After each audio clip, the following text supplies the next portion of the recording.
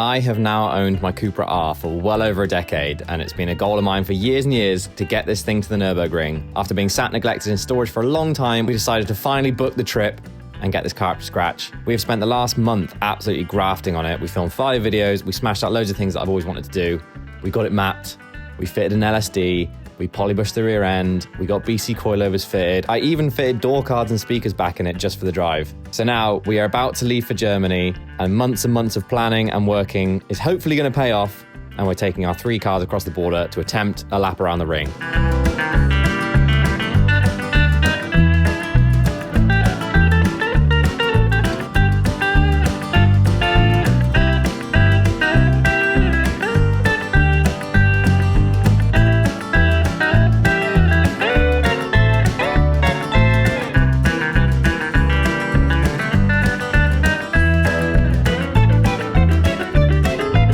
Here we go then. Right there. We've made it. That was 150 miles? 184, I think. 180 miles. 180 something, yeah. We're at the Channel Tunnel. Everyone's safe and sound. We got a booking. I think our thing's in about 20 minutes. We were just saying, weren't we? The mix of cars with these 3 is so weird, isn't it? Yeah. Three very different cars. So, after 180 miles and a nice 2:30 a.m. wake-up call, we have finally made it down to Dover, and I can reportedly say no issues so far. We've touched a lot of things on this car recently in the last month, so pretty decent 5-hour stint on the motorway heading down south with no issues to report is, yeah, it's pretty nice. Oh my god, this is sick, isn't it? Just cruising here is mint. Andy just blocking a pedestrian crossing. Some boy. Sun shining. Yep. Your house is lovely. That hoodie, George, look at that. It's not bad, is it? Turn around, sell it. Oh yeah. Got everything on as well. And the beanie.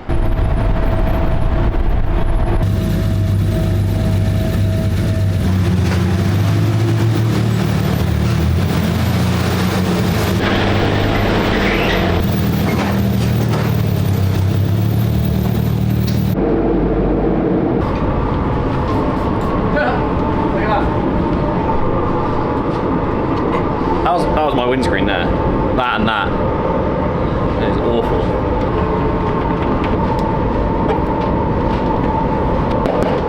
Road trip now.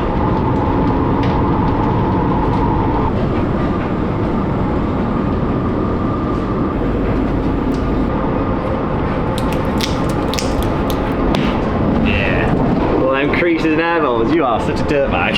Hey, don't matter. Ready for Europe, boys.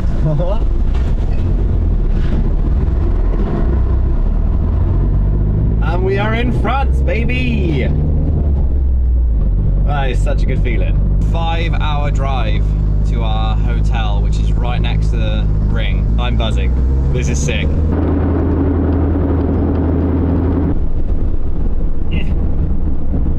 How's that feel then, boys? France.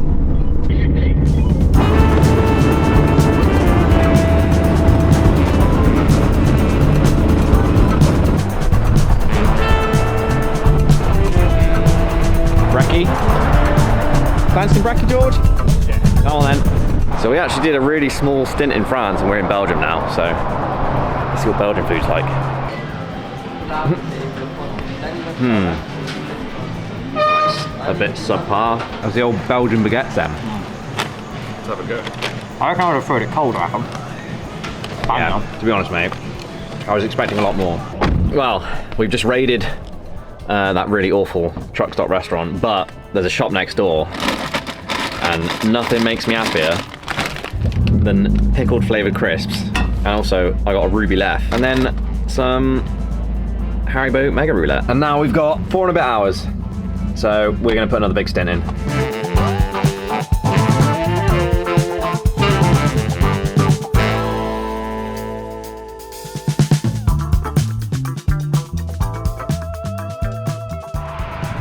Quick little pit stop. We are in Germany, about an hour away from the ring. So we're gonna go straight to the hotel. We're still on like 2 hours sleep, but drive's going pretty decent actually, isn't it? Yeah, enjoying it. Yeah, it's lush. So yeah, we're gonna go to the hotel, check in, unload the cars, and then see what we feel like. I kind of fancy a pint and a currywurst, but we could also potentially do a lap at the ring. I'm half tempted to say get one out of the way, but Same. See how I I want feel. that vibe as well. Yeah. Little slow lap, Yeah. sighting lap. Just get the nerves out of the way.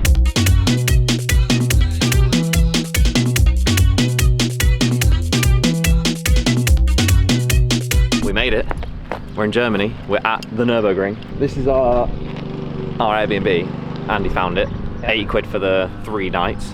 Yeah, we bought it now because of the members. It's done so well that we managed to buy a place here. That'd be nice. That'd be sick, yeah. Anyway, So basically, it's the next day. We got here last night and it was manic. On the weekdays, the Nürburgring, like to do a lap, is only open from 5 until 7:30. So you got a short window. We got here at like 6:30. yeah. We literally turned up, unloaded all our shit, and then we went and did our first lap. Yeah. We just wanted to get it out of the way because we were all a little bit nervous because we've thought about it for so many years. It's kind of like just become one of those things. So first lap out of the way, we were just super slow. We just wanted to like do a sighting lap, feel it out. George got on as well, didn't you? Yeah. Oh, yeah. How was that? It was sick. Yeah. She made it. Got in both carousels, which is all that mattered to me. We woke up at 2 a.m, drove for 12 hours, unloaded at the hotel, went straight and did a lap. So I'm stoked. The only problem is we have an issue and there's a noise coming from my car and it is awful. It's getting worse. During the drive yesterday, it kept getting worse and then I was like, I shouldn't really do a lap, but I did a lap anyway, and then now it's even worse. So basically we got a bit of a rotational grinding noise.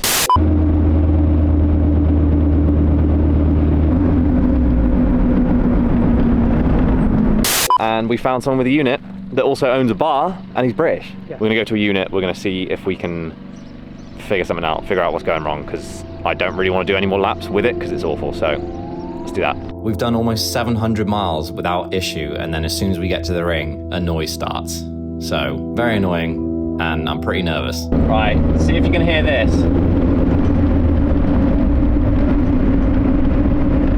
It's like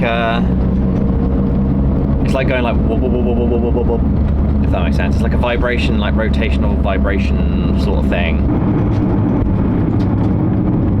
I know you can't really hear it, but you're just gonna have to trust me that it's mank, especially when you're going fast and braking hard on the ring, so might be in the right spot. Right, we've somehow amassed a crew of British Northerners that seem to live out here and have loads of sick cars, and they've got a unit that does Cupras, so I think we're in the right spot. You think we're in the right spot? Yeah.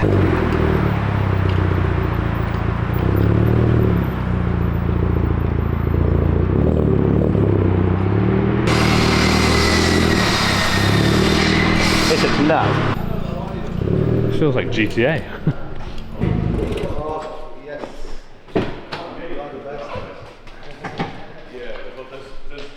Such different units that we have, aren't they? Yeah, why? So, this is a guy called Dom, and he owns a bar out in the Nürburgring called the Phoenix. Funny story, Dom actually watched our BMX videos back in the day, and now he owns a bar in the Nürburgring. So, he also has a couple of mates who live around the area, and they all have units. This one we're in now is run by MBP Motors, who is a mechanic in the area, and they've let us have access to the lift, which is super kind of them. Dom also took us on a little tour of his unit, where he's got a couple of cars stored, and yeah, some pretty cool little race cars. These units are so different to the ones that we have back home, so it's kind of fun to go and have a little poke around and a little nosy. He's also got this 328 E36 on UK reg that's a bit of a track car, and yeah, it's cool. Definitely giving me some ideas. We're back over at MBP Motors, and he's just having a quick look over at the car.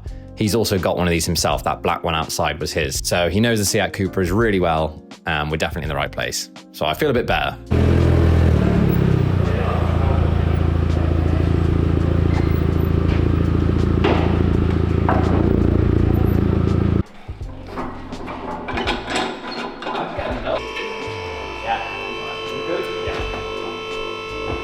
I would have thought it'd be something obvious. That just keeps the engine nice. That Looks better than mine. It's yours better, is it? I don't know what it is. Why do you have? Do you have the same exhaust as me? Everyone has do, one yeah? of these, don't they? Cobra. It sounds unbelievable, But doesn't it? I have full exhaust from Cobra. do? Downpipe, everything. Yeah, it's good. Good, okay. So it's definitely enough fluid in there. So it's not a fluid problem. But to be honest, it's a little bit like sparkling. So it's a little bit metal inside. The oil's a bit metally. Oil's a bit mad, isn't it? Should we take a little sample out? Yeah. It's not the thing I wanted it to be. A bit. What could that mean? It's inside the box. Is that brand new fluid? Yeah. Why it's so brown? Don't know. Yeah, you see, it's very, very shiny. Yeah. Where's the light? But yeah, I will do a flush on a gearbox. Let me just call the supplier to see if they have in there. Thanks, and If you listen to any of that, basically, the oil looks a bit gash. And this is brand new gearbox oil that we fitted. Looks a bit metallic, but there was bits of metal in there anyway, just because of like, you know, new stuff seating. And there is supposed to be a magnet inside the gearbox that catches it all. And we took it out. Yeah, because it wasn't working. It wasn't. I mean, it wasn't very magnetic, and it kept slipping into the gears. And we were like, do we risk it's a magnetic block like this big? So it's a small magnet, but if that got inside your gears, it would just ruin your gearbox. And we were like, if that falls, or it's not magnetic enough to like hold itself where it should be, we thought that would be a bigger risk than catching metal. I mean, that's brand new oil, and it's like really shiny. Yeah. But you are meant to do a flush, you reckon? So. Yeah, and we used pretty shit oil. Like, Yeah. I feel sick. We're gonna do a flush. We're gonna put some new oil in it, and just see if that helps. Okay. Hopefully, please. It'll be alright. Be fine. Just a gearbox at the end of the day. And We've got a gearbox back up anyway. Lob a new gearbox in it. 1,500 quid in diffs, and probably 3 days of our time. Don't look at it like that. That's done. I just did. No, that's done though, isn't it? Just think about what we can do. Like, Yeah, 100%. But look at where we are. Yeah. This is just. This will be doing a lap. Do you know what this we- evening around the ring? Yeah. about jinxing it, you know what we did say before? We'd be like, it would be kind of funny if we broke something just for the video. We actually did have that combo. We're like, to make it a bit spicier, it would be kind of fun, wouldn't it? Working somewhere else. Oh yeah, where are you? Sake. I'll push it off. So we're draining the oil that's in there, and we're just waiting from the supplier to get hold of some new gearbox oil. The only thing that sort of gives me a bit of peace is the fact that there's a magnet in there originally. Like, the gearbox is supposed to have a magnet in it that we took out. So that means that there's gonna be metal, like there's intended to be metal in the gearbox from just gears, you know, working together and stuff like that. So yeah, I'm not super worried. It's not like having metal in your engine oil, for example. So yeah, we're definitely gonna try and get hold of a magnetic sump plug, just something to, you know, catch the oil. But yeah, I'm not feeling too bad about it. And he says there's no play in the gearbox or anything like that. So we've got some oil from Liquid Moly, and this is much nicer oil than the stuff we had in it before. And he's got this nice fancy little squirter thing that pushes the gearbox oil in. So quick gearbox oil flush. We've got some Liquid Moly in there now, tightening it all up. And hopefully this makes a difference. And even if it doesn't, it's, you know, it's nice to do.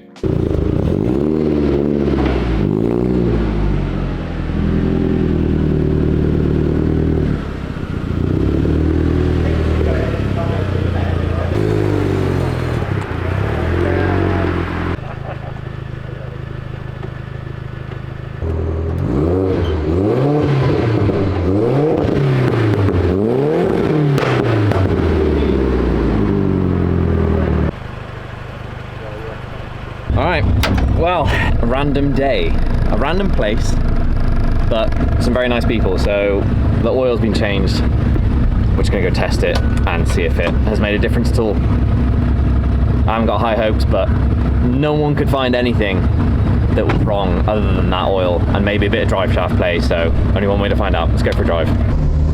Come on, please, please. I just don't want that noise anymore. Nah, still there. Yeah, I know what you mean. We built up some speed, and like if I go to neutral now, still there. It's like it's just so annoying. But I'm just gonna stop worrying about it, and we'll just drive it.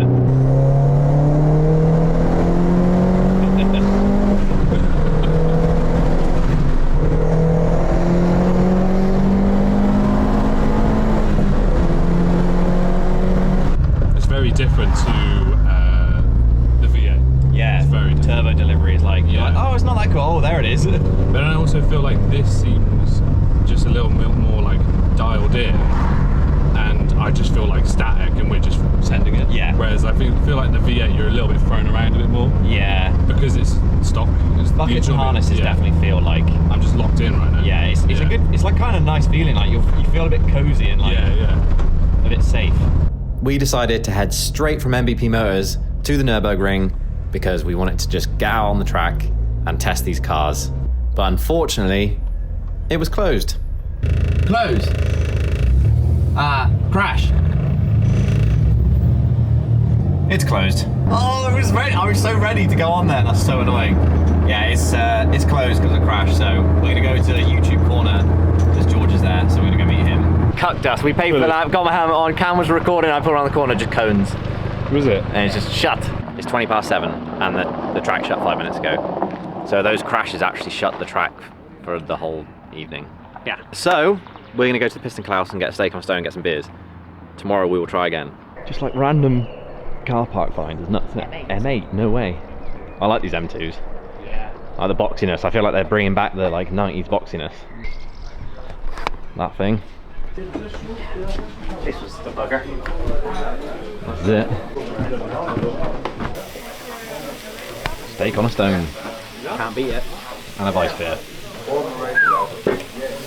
Yeah, how are you getting on with that, George? Unreal. Unreal. Exactly what I needed.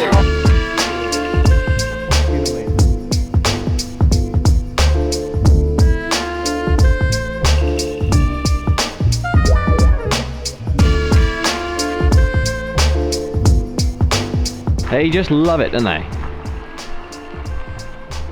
White duct tape on it. That is gangster. Very cool. Even the plates got damage. Oh, it's turbo as well. Imagine if that's S54 turbo. That'd be dangerous. Jesus, it is. Things that make you go, Good place this is. I Great like it a place. lot. I like it a lot. What do we say though? You see GT3 Just Rs. get bored of them there. Yeah. Standard. So used to it. And then when you see like something a bit older or something a bit different, you're like, oh, that's actually sick. Really stands out. Like things appreciate start it. to stand out that don't stand out normally. Yeah. It's nuts, isn't it? It is nuts. Yeah, yeah. Love it.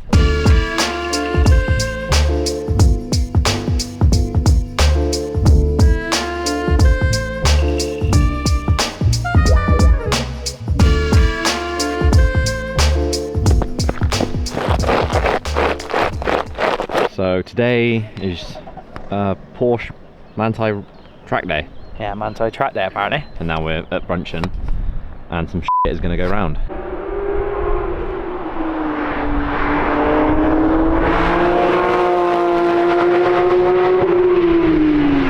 Just to explain why we're not out on track and we're just watching it, is basically in the week during the TF days or the tourist days, it's only open from 5:15 in the evening. So during the day they have track days or car testing and stuff like that. So we can't actually get on the track until the evening. So we're just waiting.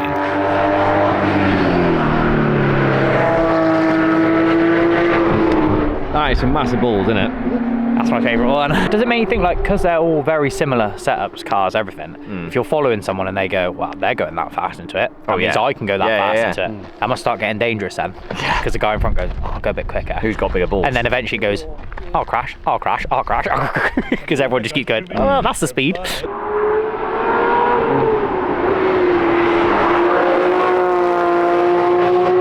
We're going to go into the town because I'm craving currywurst. And that is the mission. We have 2 hours until the track opens. Another box ticked. There it is, currywurst at the ring. Time to give this one a go. Yeah, and look at the view. The track is right there.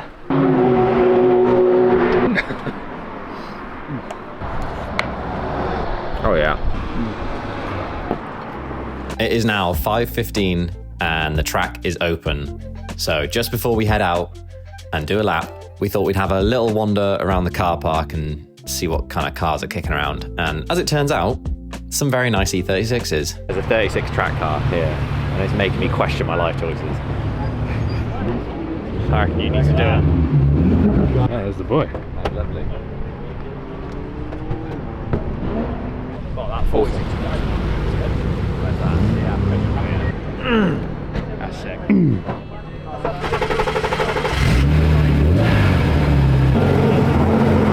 That compact's the lead. This thing is.